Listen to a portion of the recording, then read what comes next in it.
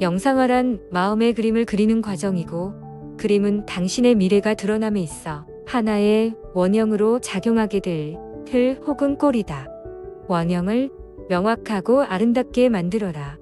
두려워하지 말고 원대하게 만들어라. 당신에게 제약을 가하는 것은 바로 자신뿐임을 기억하라. 당신은 비용이나 물질에 제약을 받지 않는다. 공급은 무한한 존재에게 맡기고 상상 속에서 맘껏 원형을 만들어라. 먼저 상상 속에서 존재해야 다른 곳에서도 나타날 수 있다.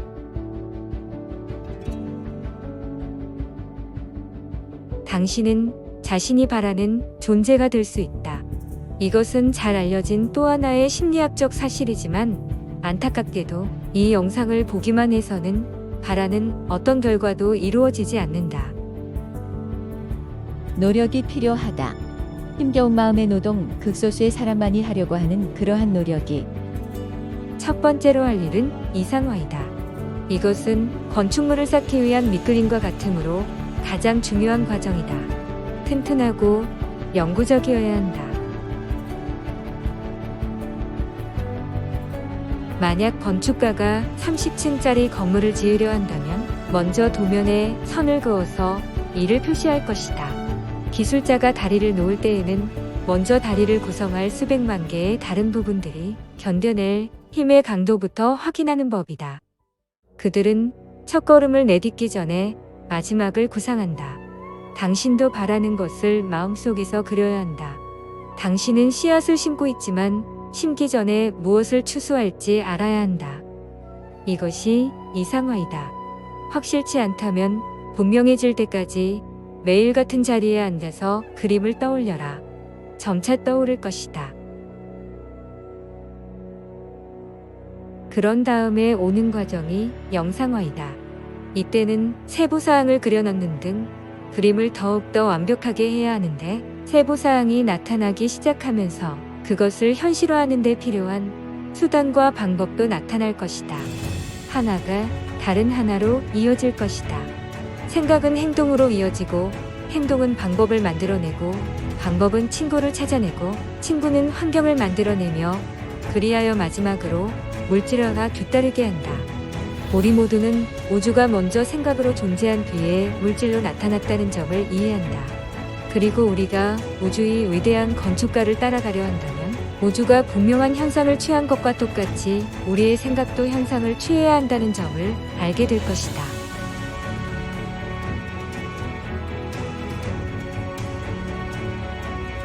생각해보라. 당신에게는 500만도 더 되는 이 같은 마음의 일꾼들이 준비된 채로 기다리고 있다. 일꾼들은 바로 뇌세포들이다. 그 외에 최소한 같은 숫자의 예비 전력이 언제든 필요하기만 하면 즉각 출동할 태세로 기다리고 있다. 이 수백만의 일꾼 외에도 어떠한 메시지나 제안이라도 이해할 정도의 지능을 부여받은 마음의 일꾼인 세포들이 당신 몸 안에 수십억 개나 있다. 세포는 몸을 창조하고 재창조하느라 항상 바쁘게 움직이지만 그 밖에도 완벽한 성장에 필요한 원료를 끌어당기는 정신적인 활동력도 갖고 있다. 세포들은 다른 생명체들이 성장에 필요한 재료를 끌어당기는 법과 똑같은 방식과 법칙으로 일한다. 마음에 그림을 그려라. 그림을 분명하고 확실하고 완벽하게 하라. 굳게 간직하라. 방법과 길이 나타날 것이다. 공급이 수요를 따라갈 것이다. 당신은 제때에 적절한 방식으로 적절한 일을 하게 될 것이다. 진지한 소망은 확신이 담긴 기대를 발생시키고 이것은 다시 굳게 요청함으로써 강화되어야 한다. 이 셋은 반드시 성과를 낸다.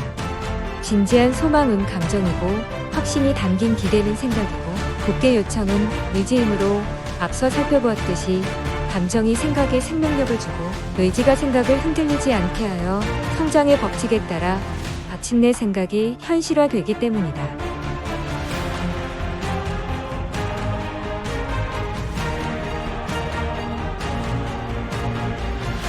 인간의 내부에 그토록 위대한 힘이 있다는 사실은 자신도 모르는 초월적인 기능이 있다는 사실이 놀랍지 않은가? 항상 힘과 능력은 외부에서만 찾으라고 배운 것이 이상하지 않은가? 우리는 내부를 제외한 모든 곳에서 찾으라고 배웠고 이 힘이 나타날 때마다 초자연적이라는 이야기를 들었다. 모든 대부분 문제는 사람들이 외부에 노력을 기울인다는 점이다. 돈과 힘과 건강과 풍요를 원하지만 이것들이 결과일 뿐 원인을 찾을 때 비로소 이룰 수 있는 것임을 깨닫지 못한다.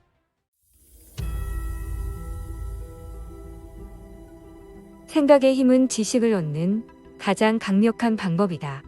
어떤 주제에 생각의 힘을 집중하면 문제가 해결될 것이다.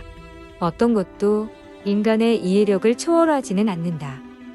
스스로 다음 몇 가지 질문을 던지고 경건하게 대답을 기다려라. 당신은 가끔 내부의 자아를 느끼지 않는가? 당신은 자아를 따라가는가 아니면 대중을 따라가는가? 대중은 항상 끌려갈 뿐 이끈 적이 없다. 증기 엔진과 동력 장치, 그 밖의 다른 모든 진보와 발전에 대항한 것은 대중이었다. 이번에 할 훈련은 친구를 영상화하는 것이다. 활보에서 본 모습 그대로 친구를 떠올려라. 친구의 얼굴을 분명하게 떠올려라. 이제 서로의 관심사에 대해 이야기하라. 친구의 표정 변화를 살피고 웃는 얼굴을 지켜보라. 이렇게 할 수 있는가? 좋다. 할 수 있다면 친구의 관심을 불러일으켜보라. 친구에게 모험담을 들려주고 친구의 눈이 흥분과 재미로 반짝거리는 것을 보라. 이것도 할 수 있는가? 그렇다면 당신의 상상력은 훌륭하다. 당신은 훌륭하게 나아가고 있다. 바닥에 가부좌나 반가부좌로 얹거나 의자에 등을 붙이고 앉으세요. 이때 허리는 곧게 펴야 합니다. 손바닥을 위로 향하게 하고 집게 손가락과 엄지 손가락을 마주대세요. 이는 닫힌 회로를 구성해 좋은 기운이 몸 안에 머물도록 해주는 역할을 합니다. 호흡에 집중하면서 공기가 몸속으로 충분히 들어와 몸 밖으로 나갈 수 있도록 숨을 들이쉴 때 하나, 둘, 셋을 내쉴 때 하나, 둘, 셋, 넷을 셉니다. 앞서 본 영상 속 내용을 마음속에 집중해서 떠올려 보세요. 이제 눈을 감고 종소리가 들릴 때까지 호흡에 집중합니다.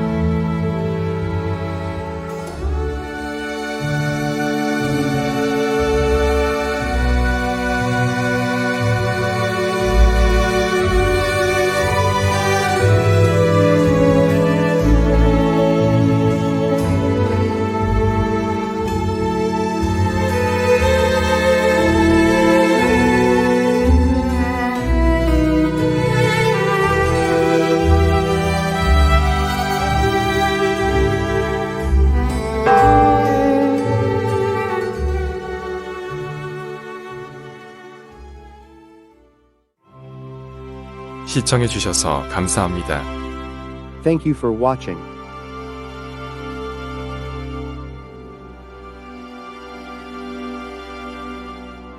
구독과 좋아요는 영상을 제작하는 데 큰 힘이 됩니다. Please subscribe and like. 마음명상은 제작자가 읽은 책 중에서 인생을 살아가는 데 큰 힘이 된 글귀를 전해드립니다. 시청해주셔서 다시 한번 감사 말씀드립니다.